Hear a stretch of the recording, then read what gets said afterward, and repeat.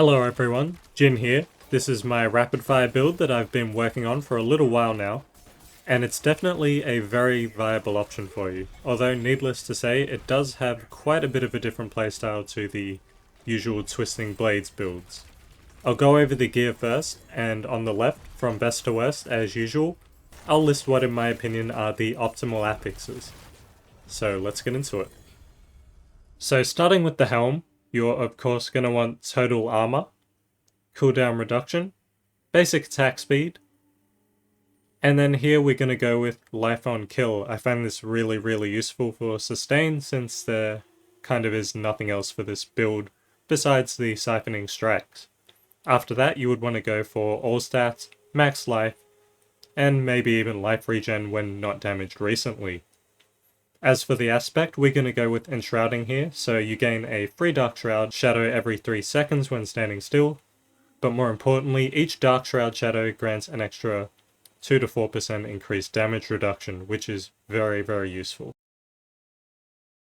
So next up we have the chest piece. We're going to go for a Quadra defensive stat chest piece if we can get one. So total armor percent, then DR from close, DR from distant, and flat DR if you can get it. If you can't get those, you would want to get max life, all stats, or marksman skill damage percent. As for the aspect, we're going to go with the Umbrous aspect.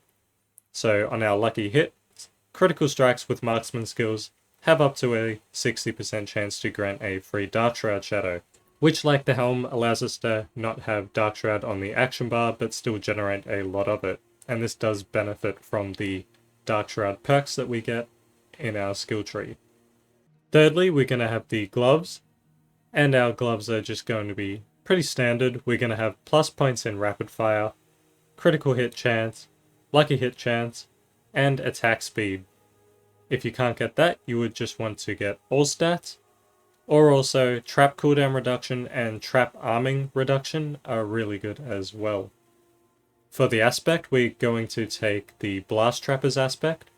So on our lucky hits, dealing direct damage to enemies affected by trap skills has a chance to make them vulnerable for 3 seconds, which is really useful if you don't kill them within the exploit window or aren't close enough to hit with 2 of your punctures.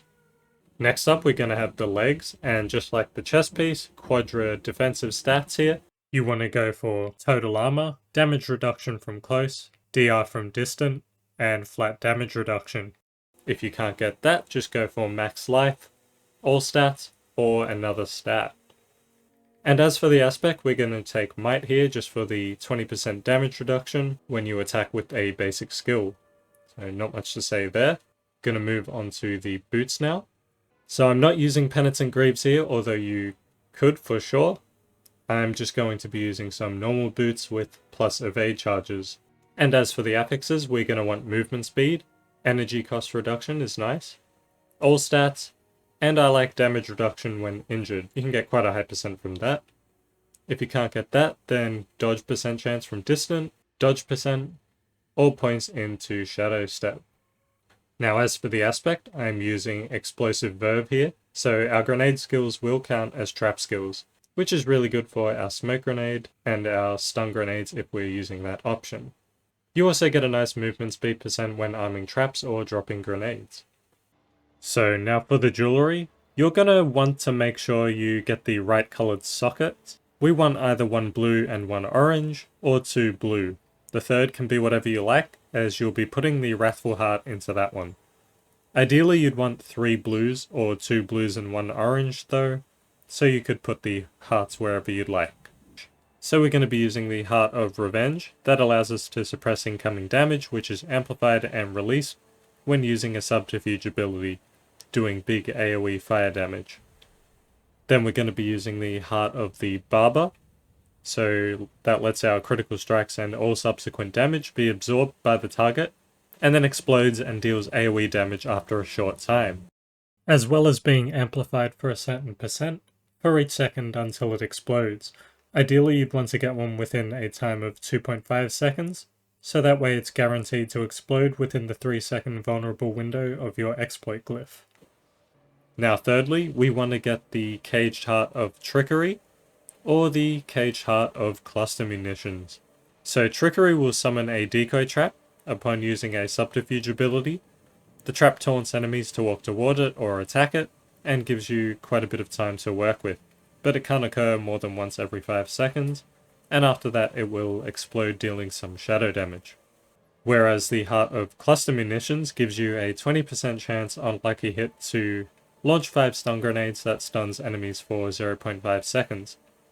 This actually drops the grenades where the enemy you're hitting is standing, and also allows you to activate the vulnerable chance from Blast Trapper, as well as giving you the movement speed from Explosive Verve. They both work fine. I think I prefer the Shadow Decoy Trap slightly more because I've been using that for quite a long time and I'm very familiar with it.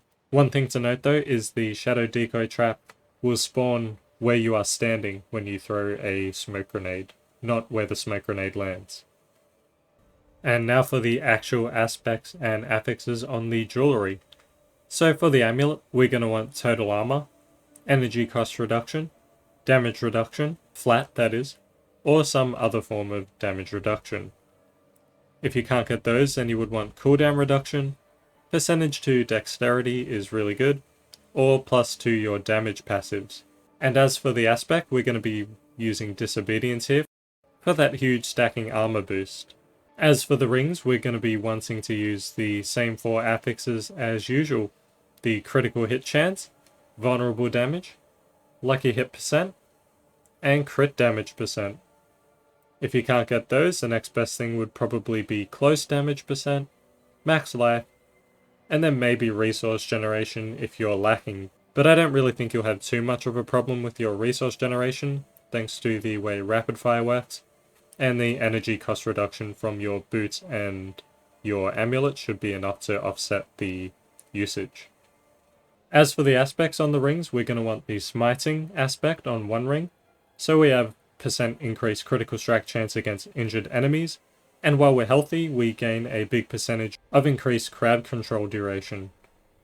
And as for the other ring, we're going to want the expectant aspect.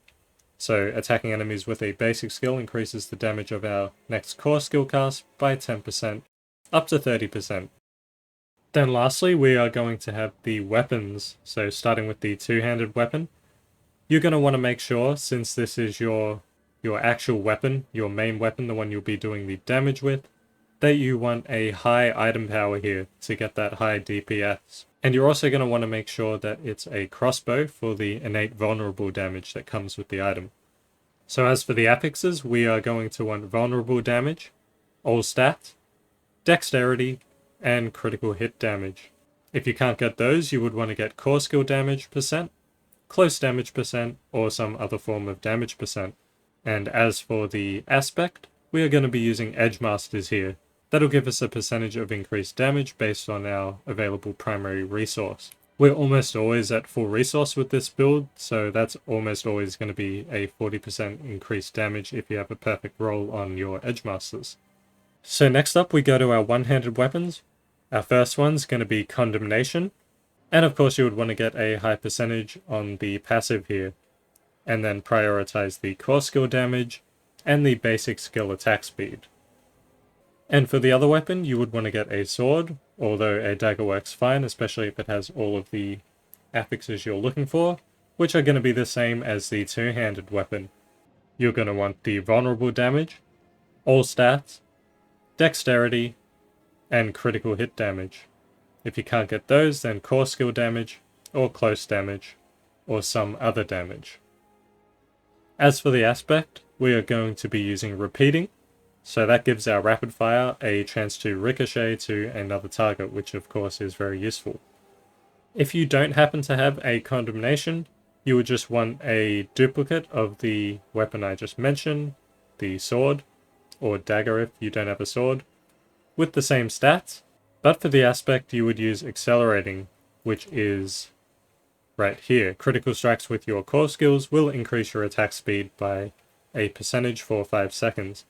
Once this activates, it's basically always on until the fighting stops. So lastly, we have the gems. For the weapons, you would want the green gems, the emeralds, for the critical strike damage to vulnerable enemies. And in the armor you would want the yellow gems, the topazes, for the 10% damage reduction while control impaired. You could also use the red gems, the rubies here, for the extra max life that helps with your siphoning strikes, but I definitely prefer the mass damage reduction you get while control impaired that the topazes offer. So that pretty much wraps up the gear. Let's go on to the specializations. We're going to take combo points. This gives us the most bang for our buck for this build. Preparation is not needed since we don't have an ultimate, and inner sight is not needed since we're always at full energy anyway. So combo points for sure. Works well with condemnation, of course, and with our aspect of the expectant. So now I'll give a brief rundown on these skills. Everything's going to be listed below in the planner and spreadsheet, as well as the Paragon Board and gear, etc. So let's just go over this. I've got puncture, fundamental puncture. We're going to max out rapid fire, of course, and then we're going to go for improved rapid fire. That's where a lot of our energy generation comes from. We're going to take the 3 in sturdy and 3 in siphoning strikes. And we're going to move down to the agility skills, and we're going to take 1 in shadow step with methodical shadow step. We're going to take 3 in weapon mastery, 1 in rapid gambits, 1 in trick attacks, and then move down to the subterfuge. We're going to take the 1 in dark shroud here, just so our umbrus and our enshrouding gets all these bonuses from enhanced dark shroud, as well as subverting dark shroud. Then we're going to take smoke grenade, just 1 point, and we're going to go for the countering smoke grenade, just to help with the uptime on that. Then we're going to go for 1 in poison trap, with the enhanced poison trap, and countering poison trap, just a chance to reset our cold imbuement. We're also going to take 3 in exploit, and 3 in malice. Then down here to the imbuement skills, we're going to go for 1 in deadly venom, just so we can get the debilitating toxins, 3 points there. We're going to take 1 in alchemical advantage, and then we're going to take 1 in cold imbuement, and go down to the mixed cold imbuement. Then we're also going to take 3 in frigid finesse. Then we go down here to our ultimate skills, and we're just going to take 3 in trap mastery, so we get that bonus critical strike chance against vulnerable and crowd controlled enemies when our poison trap activates. Then we're going to go for 1 in adrenaline rush, just to get the 3 in haste. And for our key passive, we're going to take precision. So that was a quick rundown of the skill tree. Next up is the Paragon Board. So here we are at the Paragon Board, and I'll just run through the glyphs and the boards that you'll be using here. So we're going to start with the Ranger glyph in the first board, and we want to make sure we get all of the dexterity, which is 70. And then we're going to move up here to our second board, which is going to be the exploit weakness board, and we're going to put in the combat glyph, making sure we get all of the intelligence nodes for the critical strike damage. Then we move on to the third board, and we're going to put in the devious glyph. This is the tricks of the trade board. Next up, we're going to go to our fourth board. This is going to be the no witnesses board, and we're going to put in the exploit glyph here. This is the probably most important glyph. That gives us our bonus of when an enemy is damaged by us, they become vulnerable for 3 seconds. Can't happen more than once every 20 seconds per enemy though. And we're going to want to make sure we get all of the strength in the radius of the glyph here to get the max vulnerable damage possible. Then we're going to go over to our fifth board. This is the deadly ambush board. And then we're going to slot in turf, and again getting all the strength within the radius. That gives us our insane amount of damage to close enemies, as well as 10% damage reduction against close enemies.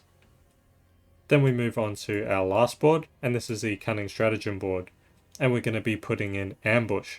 again getting all of the strength. And this just allows us to do 97% more damage to enemies affected by trap skills, as you can see, and enemies affected by trap skills take 10% increased damage from us. So there is an option you can run here. You can put ambush where turf is. So you would put ambush over here, and then you would put diminish here in the cunning stratagem board. This will give you reduced physical damage from vulnerable enemies, as well as giving you the bonus % to the rare nodes, which will give you more base armor and more core skill damage. What this will allow you to do is take points out of strength, as you won't need to have 49, you only need 25. So you could reorganize this and take out a couple of magic nodes, and then you would come down here and take exploit weakness. So you do lose out on damage to close and DR from close, but like I said, you gain the exploit weakness node, as well as getting more base armor and more core skill damage. So that's just an option you can have with the Paragon board here. That about wraps up the build. It's just my take on a pure rapid fire build from a typical flurry and twisting blades player. So I hope you enjoyed, and if you did, consider liking and subscribing, as it helps a lot. Have a great day out there, see you in the next video. Bye!